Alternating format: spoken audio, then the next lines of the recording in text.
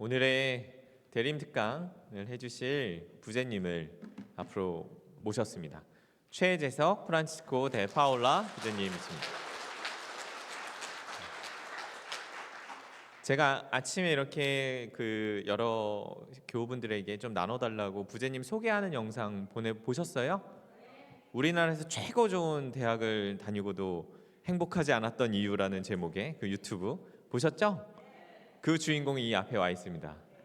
지금은 행복한지 한번 물어봐 주세요. 네, 다시 한번 큰 박수 부탁드립니다. 예, 안녕하십니까. 최재석 프란치스코라고 합니다. 예, 저희 특강 시작 기도로 제가 마르코 복음에서 2절 나누고 주님의 기도 함께 바치면서 시작하도록 하겠습니다. 성부와 성자와 성령의 이름으로. 사탄아, 내게서 물러가라. 너는 하느님의 일은 생각하지 않고 사람의 일만 생각하는구나. 저들은 모두 풍족한 데에서 얼마씩 넣었지만 저 과부는 궁핍한 가운데에서 가진 것을 곧 생활비를 모두 다 넣었기 때문이다. 하늘에 계신 우리 아버지, 아버지의 이름이 거룩히 빛나시며 아버지의 나라가 오시며 아버지의 뜻이 하늘에서와 같이 땅에서도 이루어지소서. 오늘 저희에게 일용할 양식을 주시고 저희에게 잘못한 일을 저희가 용서하오니 저희 죄를 용서하시고 저희를 유혹에 빠지지 않게 하시고 악에서 구하소서. 아멘.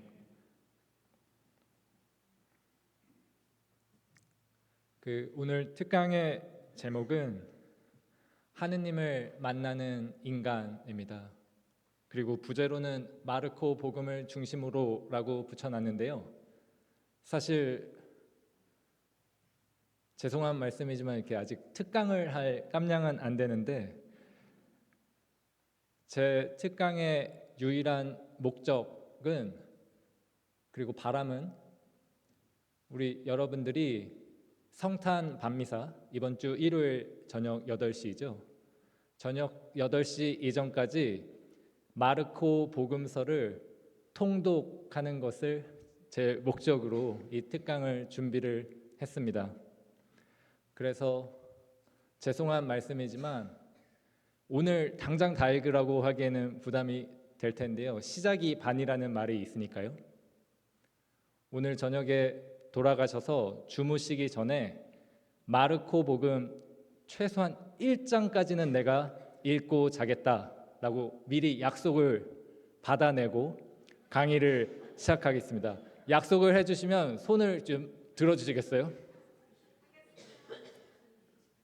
예, 이것으로 제 목적 절반은 이미 달성을 했습니다. 제가 마르코 복음을 처음 통독을 했던 게 군대였습니다.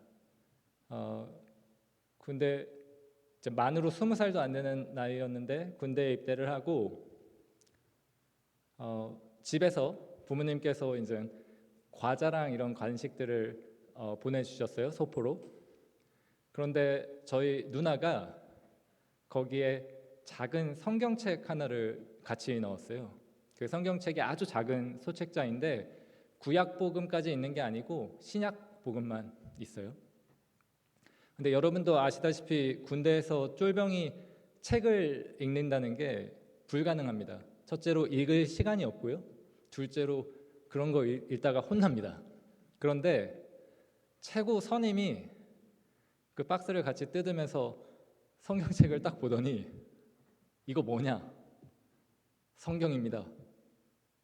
갑자기 야 그래 열심히 읽어라 해서 최고 선임이 그렇게 말을 해주니까 제가 틈틈이 이등병 때부터 꾸준히 읽었어요.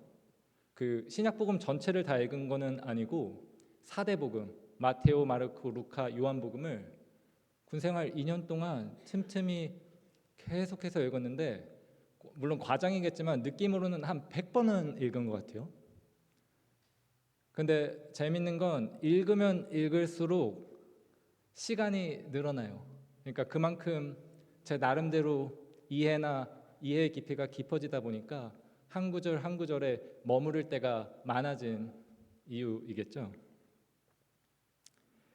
그 마르코 복음을 통독하면서 그 이전에도 신부님이 되고 싶다는 마음은 있었는데 정말 예수님처럼 되고 싶다, 예수님처럼 살고 싶다는 마음이 간절하게 들었던 데가 그 군대 시절에 2년 동안 이 사대복음을 끊임없이 읽었을 때였던 것 같습니다.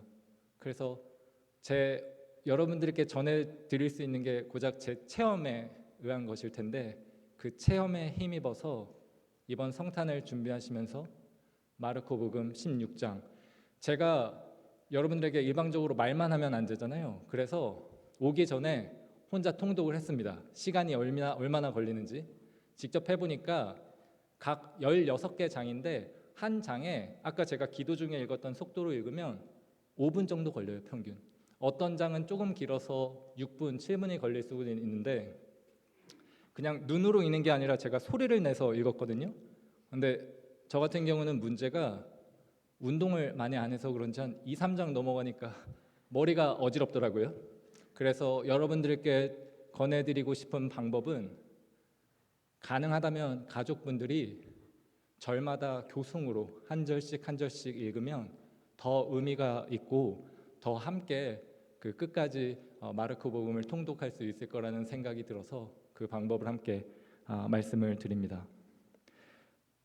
이번 특강의 제목이 하느님을 만나는 인간인데요. 그럼 당연히 하느님을 만난 인간의 체험을 얘기를 해야 되겠죠. 제 소개를 이제 간단히 했는데 저는 아주 촌놈입니다. 제가 그렇게 촌놈이라는 거를 이 미국에 올해 처음 와서 몸소 느끼게 됐는데요. 왜 그런 거 하니 7월 24일에 비행기 날짜가 잡히고 오는데 그 전부터 겁이 그렇게 나더라고요. 미국 가서 내가 도대체 어떻게 살아야 되나. 그리고 그 날이 돼서 공항에 갔는데 이제 형제들이 한 15명, 20명이 배웅을 이렇게 와줬어요. 그래서 그 비행기를 기다리고 같이 사진도 찍고 하면서 맛있는 차도 마시고 하는데 제가 이 단 거를 굉장히 좋아하거든요. 근데 그 단 게 눈앞에 있는데 들어가지가 않는 거예요. 떨리고 두렵고. 근데 저희 형제들은 아주 저랑 친하기 때문에 절대 따뜻한 말은 안 해줍니다. 왜 이렇게 쫄아있냐? 생긴 거는 어디 소도둑놈처럼 생긴 놈이, 산적같이 생긴 놈이 왜 이렇게 떠냐? 그러면서 또 농담으로 하는 말이, 이제 미국에 가본 경험이 있는 수사님들이, 너 한국에서처럼 이렇게 어리버리하면 거기서 진짜 큰일 난다. 공항 도착해서 입국 수속 밟을 때 너 여기서처럼 이렇게 어리버리하면 이따만한 경찰이 진짜 잡아 가둔다는 거예요. 그런 얘기를 듣는데 진짜 너무 정말 쩔렸거든요. 농담인 건 알았지만. 그래서 제가 비행기를 타고 가는 내내 평소에 그렇게는 열심히 안 했는데 묵주알을 계속 돌렸어요. 이 마음이 진정이 안 되니까. 입국 수속 미국에 도착해서 밟을 때는 경찰이 왜 이렇게 크고 무섭게 생겼는지 더 묵주알을 빠르게 돌렸는데, 여러분도 다 예상하셨겠지만 막상 입국 수속은 아주 쉽게 했죠. 보스턴으로 공부를 하러 가기 전에 3주 동안 LA 아그네스 본당 한인 성당에서 3주 동안 머물 기회가 있었어요. 그곳에서 머무면서 이제 신자분들이 수사가 왔다고 하고 아주 겁을 먹어서 이렇게 두려워 떠는 수사를 보니까 아마 더 잘해주고 싶으셨겠죠. 그래서 이곳저곳 구경을 많이 시켜주셨어요. 제가 샌프란시스코의 금문교를 가는데, 제가 학부 때 토목 공부를 해서 이 금문교는 그래도 뭐 미국의 자유의 여신상 이런 것처럼 제가 조금은 이름은 들어본 거예요. 왜냐면 금문교가 토목공학적으로 굉장히 기념비적인 사업이어서 배웠던 기억이 있는데 그 금문교를 탁 눈으로 보니까 순간 그 감개무량함이 있잖아요. 야, 나 같은 촌놈이 이런 걸 보는구나. 근데 그것도 잠시고 그 금문교 2.7km 되는 다리를 쭉 걸어서 나오는데 다리 한가운데 그 토목공학적으로 가장 중요한 그 기둥이 이렇게 세워져 있는 곳에 딱 서서 그 바다가 쫙 보이잖아요. 태평양이. 그 감개무량함은 그냥 사라져 버렸고요. 그 태평양 넘어 한국 가고 싶다. 그게 일주일 딱 됐을까요? 요세미티도 구경을 시켜주고 버클리, 산호세 다양한 곳을 구경시켜 주시는데 사실 너무나 좋은 체험이죠. 근데 사실 그 장소에 대한 기억 감흥은 그렇게 크지 않았어요. 요세미티 아름답지만 저한테는 아주 그냥 큰 산이었어요. 근데 제게 마음에 깊이 남았던 거는 저를 그렇게 동반해 주셨던 형제 자매님들, 제 아버지 뻘이시거든요. 그분들이 미국 이민 와서 사셨던 경험을 담담하게 얘기를 해주시는데 그게 지금 이렇게 말을 하는데도 이렇게 먹먹해질 정도로 고생을 많이 하신 거죠. 제가 무슨 동정을 한다거나 이런 게 아니에요. 왜냐면 제 기준으로는 다 성공하신 분들이에요. 미국에서 정착하셨죠. 가족 꾸려셨죠. 화목한 가정에 신앙생활 열심히 하시죠. 자제분들도 다 이제 장성하셔서 좋은 직장 얻고 결혼도 하고 손자도 낳고. 그런데 어쨌든 그 거기까지 이르기까지의 그 아픔의 기억들이 있는 거죠. 생각해 보세요. 저는 모든 게 다 세팅이 돼 있어요. 아무리 제가 쫄아있다 그래도 어디든 가면 예수의 살집이 있고요. 예수의 형제들이 있어요. 문제는 제가 영어 못하는 거 그거 다 하나지 영어 못해도 얼마나 친절하게 대해주는데요. 그런데 그냥 혼자 생각을 해보는 거예요. 80년대, 90년대 어떤 이유로든 미국에 오셔서 그 당시에 한국이라는 나라가 지금보다 더 알려지지도 않았을 때 그렇게 오셔서 사신 얘기들을 해주시는데 제가 뭐 그 얘기를 나눌 수 없지만 그 말씀을 듣는데 제 안에서 기도하는 마음이 절로 올라오더라고요. 하느님 감사합니다. 이분 그렇게 그때 어려우셨는데 지켜주셔서 감사합니다.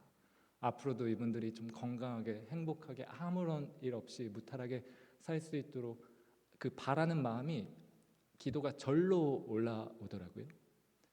그게 저한테는 하느님을 만나는 인간에 대한 체험이었습니다.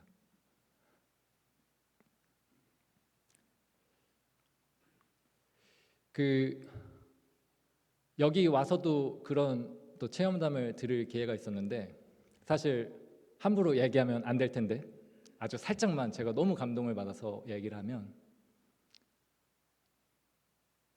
부디 이해해 주시기 바랍니다. 여기에 계신들 그 미국에서 정착하시면서 좀 어려우셨을 때 그 걱정, 자신의 걱정을 이제 부인, 자매님이나 자녀들에게는 같이 이제 끼치고 싶지 않아서 아무런 걱정하지 마라, 잘 되고 있다라고 하는데 본인은 정작 그 걱정 때문에 밤잠을 못 이루셔서 새벽에 일어나서 절로 그 성모상 앞에서 기도를 하시게 됐다. 성모 상황을 이렇게 바라보시면서 기도를 하셨다. 그런 것들을 들으면 저뿐만이 아니라 누구나 다 절로 기도하는 마음이 올라오겠죠.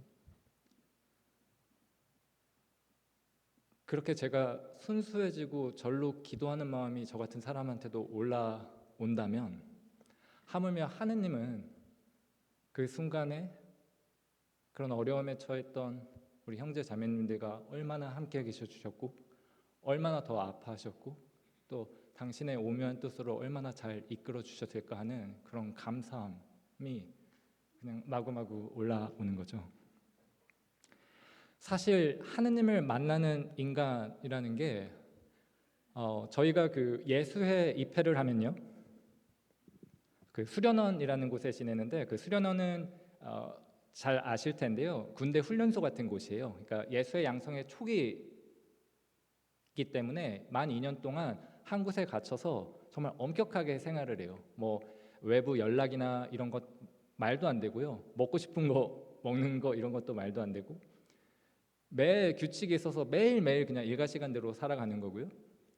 또 모든 일을 하든 다 허락을 맡아야 되고 그런 엄격한 시기인데 그 첫 시기에 그 2년 내 첫 시기에 무슨 그 프로그램이 있냐면 라이프 스토리 나누기 프로그램이 있어요.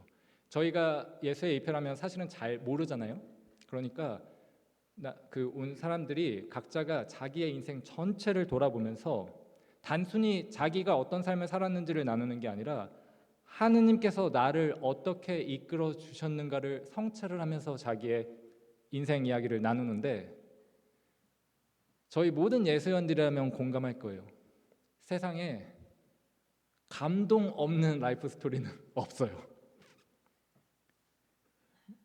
겉으로만 보면 너무나 잘 지내는 것 같아요. 너무나 멋있고 너무나 근사하고 너무나 좋은 업적을 이뤘고 성격도 좋고 아무런 문제도 없을 것 같은데도 사람이라면 다 누구나 아픔, 고통이 있는 거죠. 그런데 참 오묘하게도 그러한 고통, 좌절의 순간에 하느님이 얼마나 강하게 현존하시고 계신지를 더 느끼게 돼요. 마치 우리 신앙인들이 예수 그리스도께서 십자가에 못 박혀 돌아가실 때 그분이 하느님임을 고백하게 되고 그분이 구원자임을 고백하게 되는 것처럼요. 모든 사람의 라이프 스토리가 그렇게 감동스럽다면 그럼 예수 그리스도의 라이프 스토리는 말할 것이 없겠죠. 이러한 맥락에서 제가 직접 은총을 받았고 또 여러분들도 이미 수없이 통독을 하신 분들이 많을 거라 생각해요. 성탄 밤미사 전에 마르코복음 16장 제가 직접 해봤는데요. 1시간 반 정도 걸립니다. 길어도 2시간. 그래서 가능하다면 친구, 부부, 가족끼리 교송으로 그 낭독하면서 읽으시면 좋을 것 같습니다. 그래서 오늘 특강은 마르코복음 읽게 하는 게 이제 목적이기 때문에 이제 왜 이걸 읽어야 되는가는 이미 얘기를 드렸고요. 어떻게 읽으면 좀 수월한가, 좀 여러분들이 조금이라도 수월하게, 조금이라도 흥미를 갖고 읽으시면 하는 바람에서 이제 나머지 강의를 준비를 했는데요.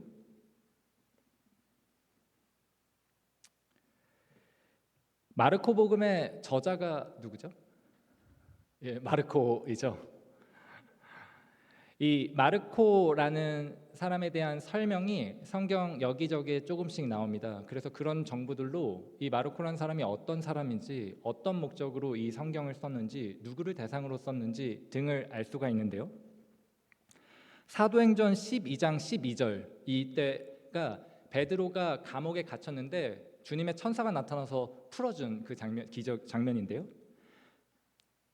베드로가 풀려나고 나서 자기도 어안이 벙벙한데 하느님께서 풀려주셨구나 하는 이러한 사실을 깨달은 베드로는 마르코라고 하는 요한의 어머니 마리아의 집으로 갔다. 거기에는 많은 사람이 모여 기도하고 있었다 라는 문장이 나오는데요. 이 마르코라고 하는 요한이라는 게 이름이 2개인 거예요. 근데 요한은 유대식 이름이고요. 마르코는 그리스식 이름이에요. 그래서 추측을 할 수 있는 게 이 사람은 어머니는 유대인인데 아버지가 로마인이든 아마 고위층일 거라고 예상을 하는데 왜 그런 거 하니? 베드로가 풀렸는데 찾아간 곳이 마르코 어머니의 집이라 그랬잖아요. 그리고 신자들이 많이 모였었으면 그 집이 어떤 집이겠어요? 좀 큰 집이고 잘 사는 집이었겠죠. 그리고 두 번째로는 당시의 시대상적으로 당시의 시대상적으로 여성 어머니의 존재는 사실 미미했는데 누구의 아버지 집이라고 하지 않고 누구의 어머니 집이라고 했다는 사실에서 그 사별을 했던지 아니면은 그 첫 사업실로 들어갔던지 어떤 식으로든지 그런 추측이 가능한데, 그래서 이 마르코라고 하는 사람은 분명히 어느 정도 상류층이었을 거예요. 그리고 유대 사회 안에서의 교육도 받았을 수 있겠지만 당시에 로마, 그리스식, 그러니까 상류층들이 받았던 수업을 받았던 그런 지식이 있는 사람이랄 거라고 예측이 가능하죠. 당연한 얘기니, 그러니까 당시에 그리스 말로 성경을 쓸 수 있었겠죠. 여러분도 잘 아실 텐데 당시 로마 제국이 지배하던 시기에 그리스어라고 하는 게 이 로마 상류층들에게는 그 어떤 척도였대요. 교양, 귀족층들. 그러니까 집에 그리스어 책이 몇 권은 있어야지 좀 대접을 받는. 그래서 이 사람이 그리스어로 썼다는 것, 이게 하나 중요한 사실이고요.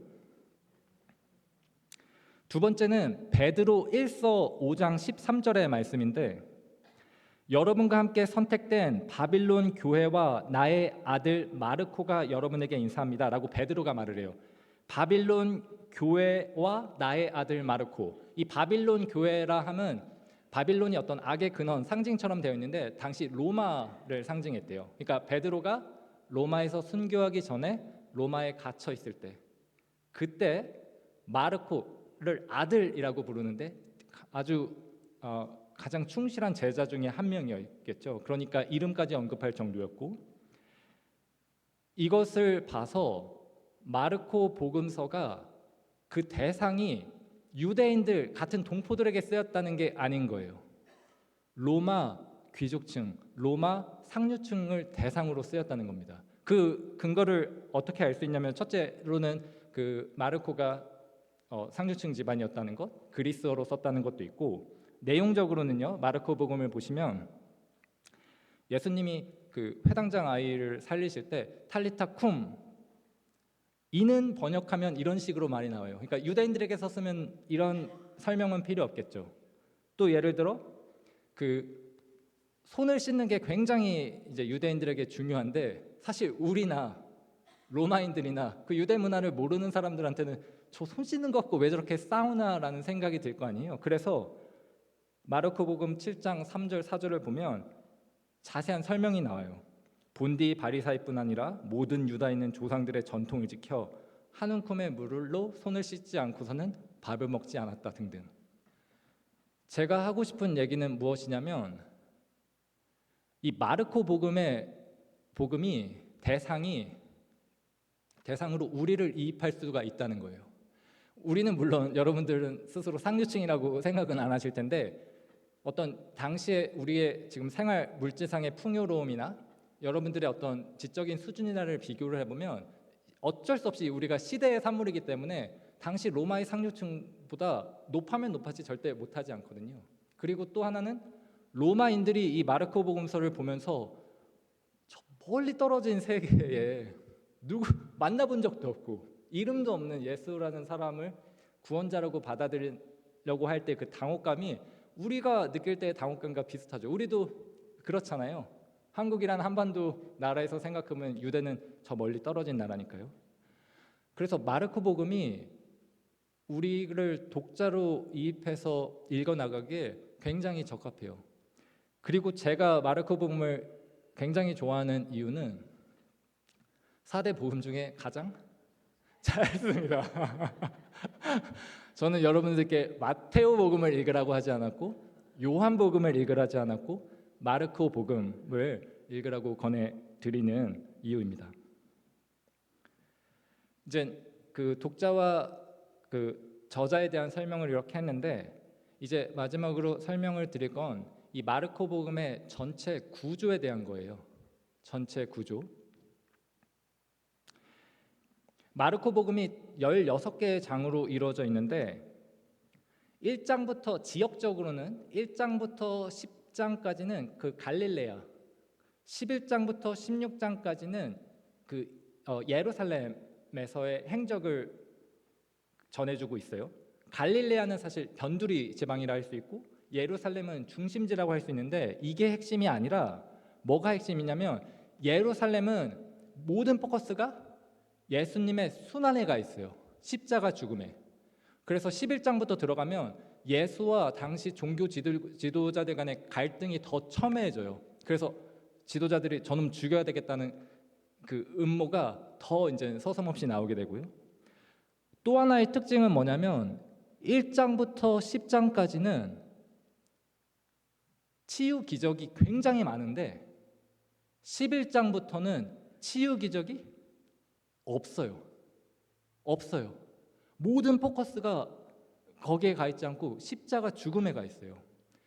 더 재밌는 건 이 1장부터 10장의 이 내용도 궁극적으로는 그 방향이 어디로 설정되어 있냐면 예수님의 순환에 맞춰져 있어요. 그걸 한번 제가 보여드릴게요. 어떤 식으로 마르코복음이 구성이 되냐면 읽으시다 보면 처음에 예수님이 나타나셔서 기적을 일으키세요. 치유 기적을 일으키면 사람들의 반응이 어떻죠? 놀라죠. 그럼 예수님에 대한 사람들의 인식이 어떻게 되겠어요? 아, 이 사람 뭔가 비범한 사람이다, 뭔가 범상치 않다, 특별한 사람이다 하고 놀라운 인물이라고 인식을 해요. 그런데 예수님이 그렇게 기적을 행하시고 사람들이 놀라워할 때 이어지는 게 예수님의 가르침이에요. 그런데 예수님의 가르침이라고 하는 게 어떤 단순히 지식을 전달하는 게 아니라 예언자로서의 면모를 보여주시는데, 그 예언자로서의 면모가 뭐냐면 하느님의 이제 말씀을 전해주는 거죠. 그런데 구약에서 예언자들의 운명이 그러했던 것처럼 이 예수님이 가르침을 전할 때도 받아들이는 사람이 있지만 저항하는 사람들도 많아요. 그런 모습들이 같이 그려져요. 1장부터 10장을 읽다 보면 이게 계속 반복돼요.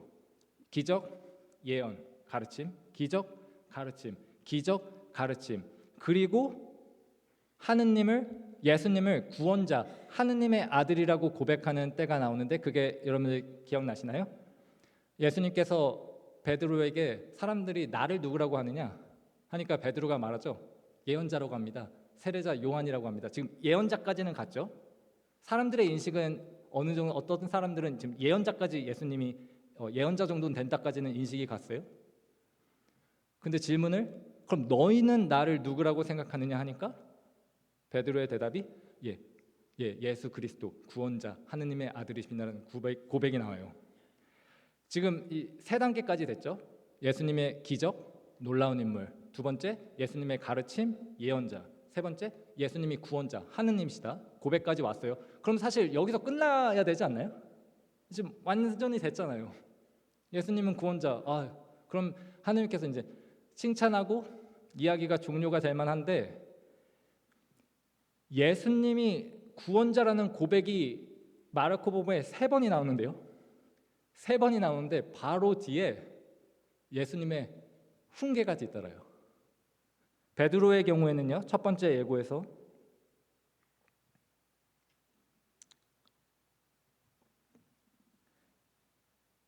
베드로가 스승님은 그리스도이십니다 하고 대답하였다.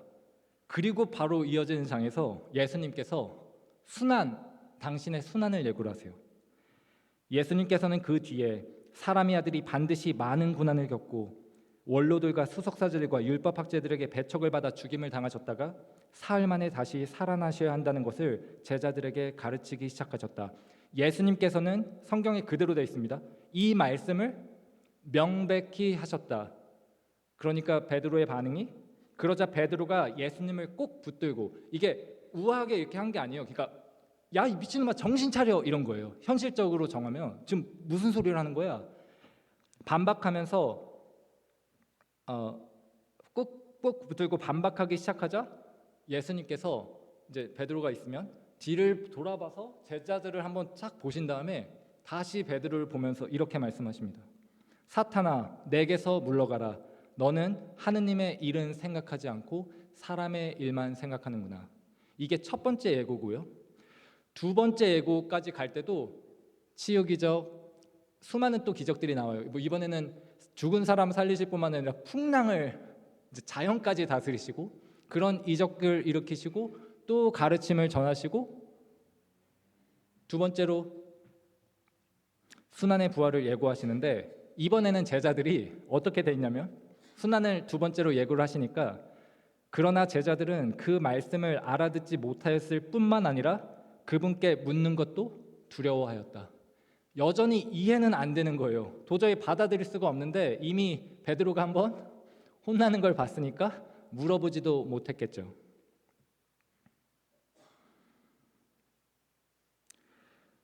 10장에서는 이제 11장 예루살렘으로 들어가시기 전에 당신의 순환을 세 번째로 또 예고를 하시는데, 이 사이에도 수많은 기적을 일으키시고 예수님의 가르침이 전해지는데 거기에 대한 그 저항감도 훨씬 더 높아져요. 못 받아들이는 게.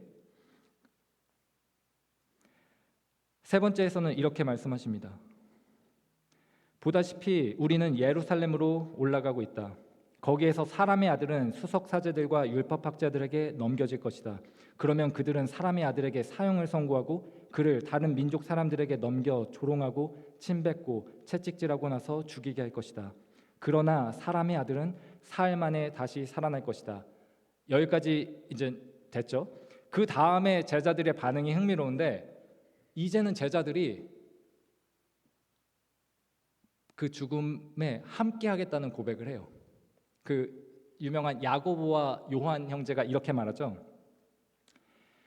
그 스승이 예수가 순환을 받고 고통 중에 죽을 거라고 이렇게 예고를 했는데, 이 순환을 요한과 그 야고보가 이렇게 영광이라는 말로 바꿔요.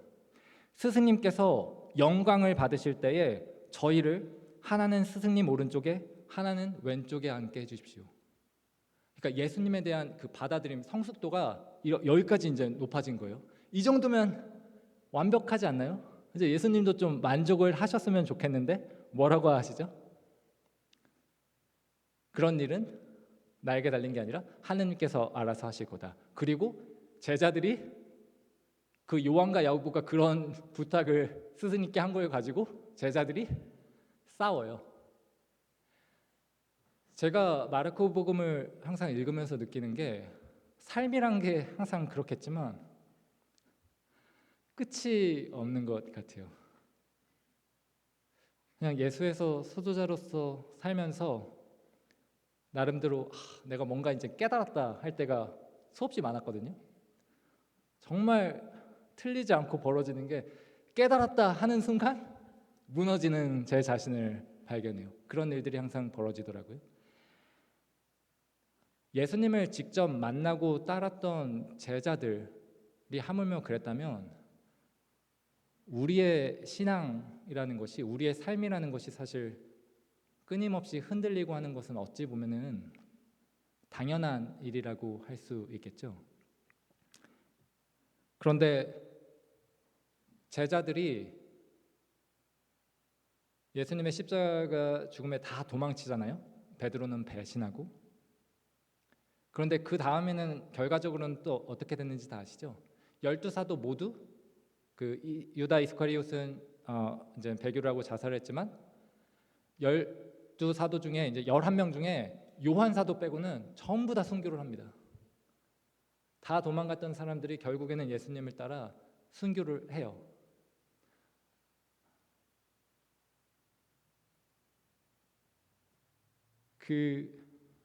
이렇게 미국에 와서 이민자로서 이렇게 살아오신 이렇게 형제 자매님들 이야기를 들을 때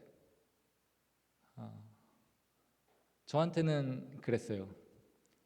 그분들의 그 나눔이 당신들의 십자가 순환이었고 또 동시에 부활이었고, 그렇기 때문에 그분들의 그 나눔이 저한테, 그리고 아마 여러분들도 그 공유하실 수 있는 경험만큼 그렇게 감동으로 다가오지 않을 수가 없는 것 같습니다. 마지막으로 들려드리고 싶은 말씀은, 제가 이제 우리가 어려움에 처했을 때 어떻게 해야 되나가 참 궁금하잖아요. 결론적으로 말하면 여러분들께 도움될 만한 답을 전혀 가지고 있지 않습니다. 오히려 여러분들이 저보다 삶의 체험이 많으시니까 제가 오히려 청해 들어야죠. 제 아주 작은 경험에서 나온 것만 말씀을 드리면, 제가 딱 시작 때 말씀드린 것처럼 아주 겁이 많은 사람이잖아요. 저희는 수련기 2년을 마치고 철학 공부를 3년을 하고 실습기를 하는데, 저는 이제 필리핀이라는 나라의 그 가난한 지역으로 이제 파견을 받았어요. 근데 그 지역이 이제 필리핀이 여러 섬으로 이루어져 있는데 민다나오라는 섬이었는데, 저는 거기에 파견지 명령을 받고 처음 들었어요, 그 이름을. 그래서 인터넷에 이렇게 검색을 해보니까 그 외교부 그런 게 뜨면서 지도가 빨개요. 보니까 전쟁 테러가 일어나가지고 한국 여행 금지 구역이에요. 한국 항구가 나를 왜 여기다가 보낼까. 근데 우리 또 아주 좋은 예수의 형제들이 있잖아요, 저랑 친한. 그 위로의 말을 해주는데, 아무 걱정하지 마라, 내가 방탄복 사주겠다. 그러니까 또 옆에 있던 한 수사님은, 야, 칼 찔려 죽을 수도 있는데 방탄복은 칼에는 도움이 안 되니까 방검복도 있어야 된다. 그리고 너 거기서 테러 게릴라 군들한테 잡히면 한국 예수회는 너 몸값 대줄게 전혀 없다. 장렬하게 전사해라.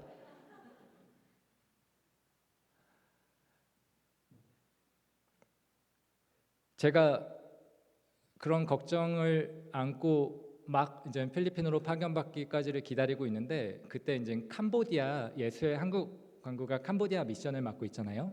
거기에 갈 기회가 있어서 그 한국에 이제 순례객 분들 동반하면서 갔는데, 그 거기에 담당 신부님이셨어요. 20년 넘게 캄보디아에서 미셔너리로서 그 선교사로서 일하신 분인데, 이분이 이제 그 캄보디아 현황을 소개하면서 학교가 가장 큰 사도직이거든요. 학교 이야기를 하시는데 딱 들어도 숨이 턱 막혀요. 왜냐하면 들어갈 돈은 너무 많은데 이걸 어떻게 저분이 모금을 하려고 하나. 그러니까 저 같은 사람은 제 일도 아닌데도 막 걱정이 돼가지고 하는데, 신부님이 한국 분들 순례객들을 앞두고 말씀을 하시면서, 지금 상황이 이렇게 어렵습니다. 그런데 저는 20년 동안 여기 미셔너리로 살면서 걱정을 한 번도 해본 적이 없습니다. 이런 말을 하는 거예요. 근데 그 말이 저한테 이렇게 꽂혔는데, 왜냐면 저는 평생 이렇게 걱정이 많은 사람인데, 아니 어떻게 이렇게 큰일을 하면서 어떻게 걱정이 없다고 말할 수 있나 해서, 그분이 저랑 친한 분도 아니거든요. 좀 좋은 분인데 그렇게 사교적이지도 않고. 근데 그게 너무 궁금해서 몰래 가가지고, 신부님 아까 한 번도 두려워한 적이 없다고 하셨는데 그거 정말이에요? 그게 말이 됩니까? 좀 약간 따지듯이 물으니까 그 신부님이 망설임도 없이 하시는 말씀이, 아니 하느님의 일을 하는데 뭐가 두려워요? 이 말을 하는데, 제가 꽂힌 게,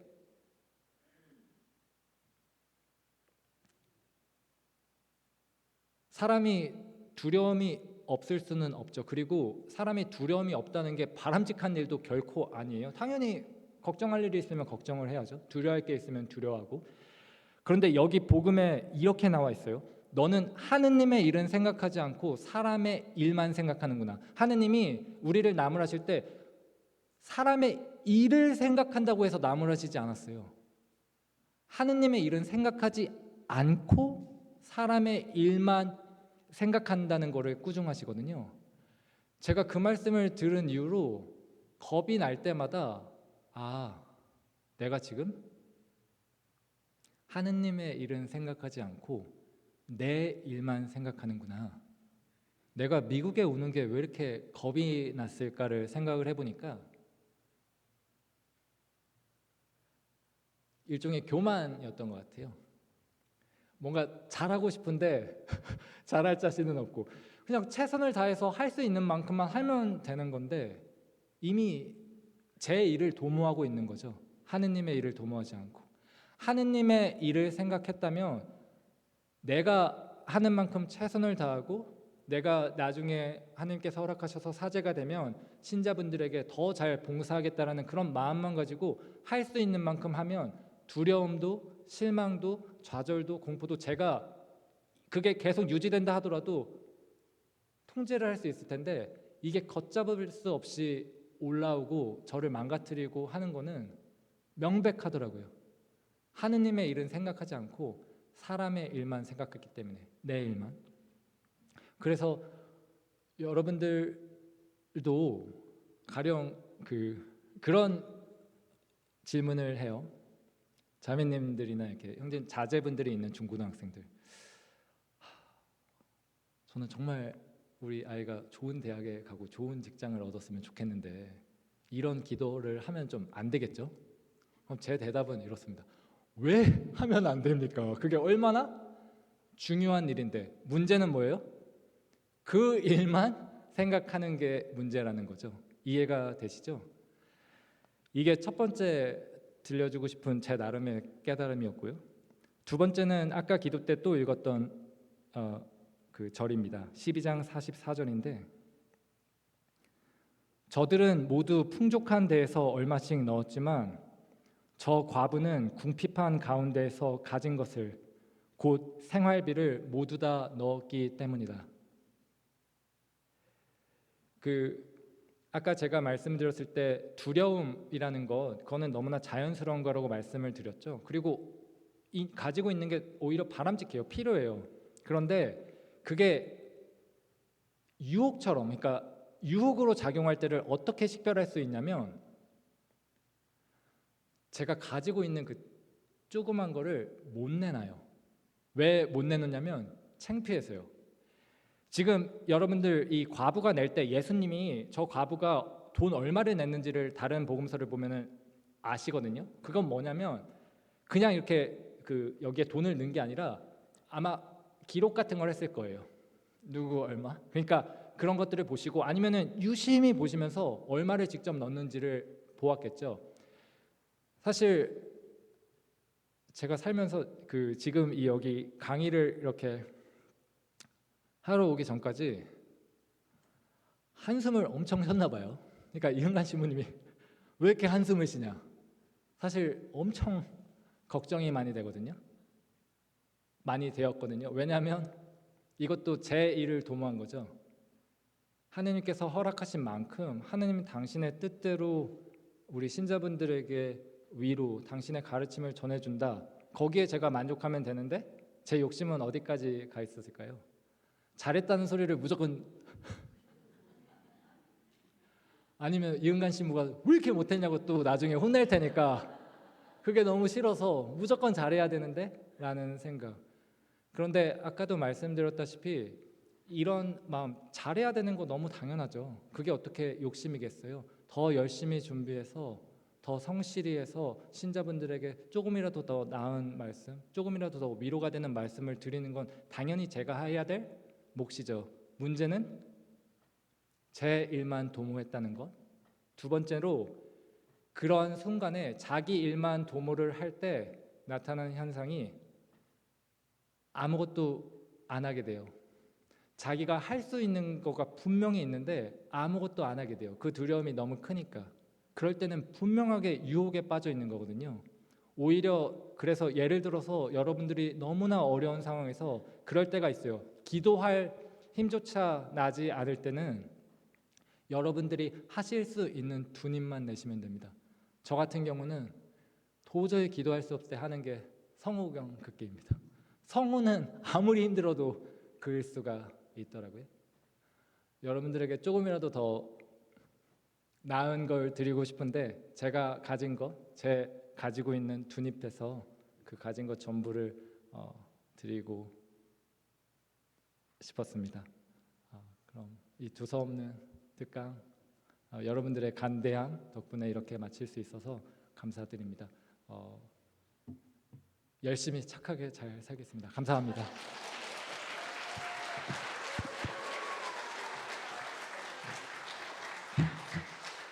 네, 다시 한번 큰 박수 부탁드립니다. 우리 부제님 정말 일사천리 일필휘지 그냥 끊기지 않고 그냥 한 방에 쫙 자신이 이렇게 요약한 것들을 하시는데 한 가지 수정할 것은 저는 왜 한숨을 쉬냐 그러지 않았습니다. 잘 기억해 보면 한숨을 쉬라 그랬어요. 한숨을 쉬는 게 도움이 된다. 한숨을 쉬어라. 계속 그 얘기를 했습니다. 오늘 늦은 시간까지 함께 해주심에 감사드립니다. 이 강의는 유튜브로 다시 보기 하실 수 있도록 저희가 준비할 테니까요. 오늘 놓치신 분들도 다시 들을 수 있을 겁니다. 내 베풀어 주신 모든 은총에 감사드리면서 우리 성호경 그읍시다. 성부와 성자와 성령의 이름으로 아멘. 영광이 성부와 성자와 성령께. 성부와 성자와 성령의 이름으로 아멘. 우리 다 같이 부제님 잘했어요 한번 할까요? 시작. 부제님 잘했어요. 감사합니다.